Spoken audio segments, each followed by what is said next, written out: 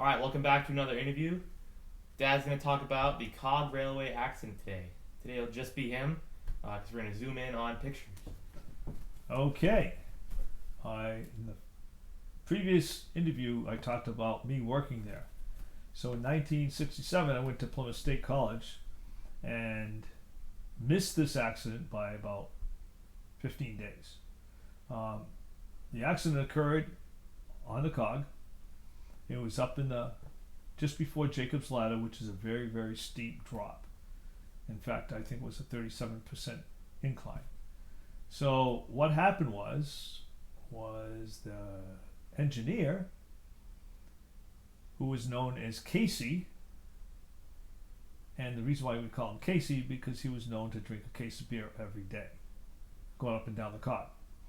So what he did was he forgot to throw the rail. So the Cog Railway is, and this is what he forgot to do, there's a switchyard up there, and he forgot to throw the cog of part of the rail. So when he did that, when he forgot, the train was just on tracks. There was nothing to slow it down. And as a result of that, the train and the engine went down the hill at a very fast rate.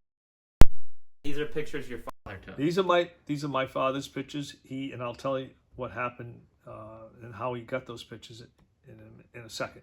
So this picture was taken at the switchyard, in which this is where the train was went crazy. So my father heard about the accident. It happened at 5:30 at night. By packed, it was over. They put as many people as they could because it was the last train down.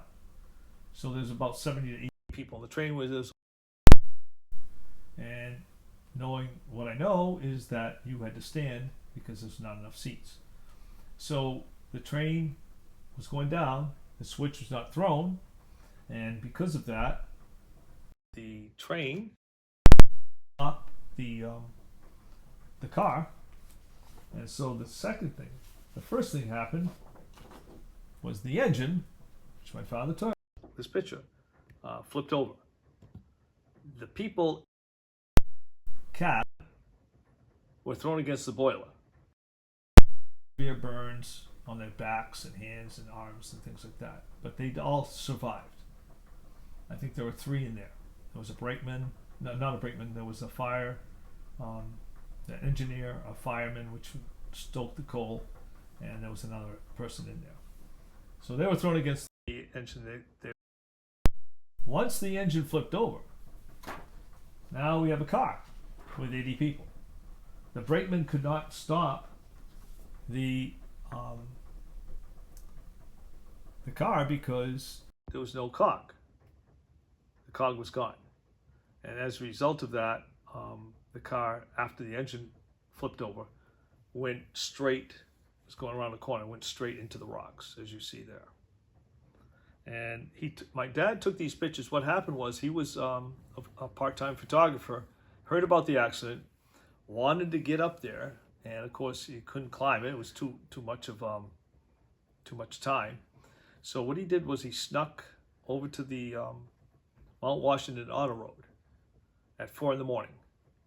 And then what he did was he asked the guy if he could go up. And he knew the guy anyway, so the guy let him go up in the fog. It was all foggy and rainy and stuff like that. Meanwhile, the bodies and the people were still up there. They weren't even, they were up there for a good 8 to 10 hours. And so he got up to the top, hiked down about a mile in the fog and rain, and took these pictures. These pictures are not, some of these pictures will never be seen again because it's not good PR for anybody, for New Hampshire or the Cog. This is a picture he took. This is a picture of the car from a distance. As you can see, the car is flipped over. And the bodies were loaded on a flat. They sent a train up the next day, and they loaded the bodies on the flat car and brought them down. All the people, of course, were injured, severely injured. They were also rescued and brought down as well. But you can see the conditions. Now, right here is where Jacob's Ladder is. If that car would have made it another 15 to 20 more feet, it would have gone down Jacob's Ladder. A very, very steep decline for about half a mile, and that would have gone crazy.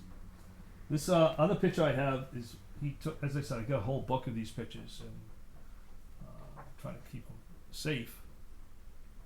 This picture is kind of macabre. The plate.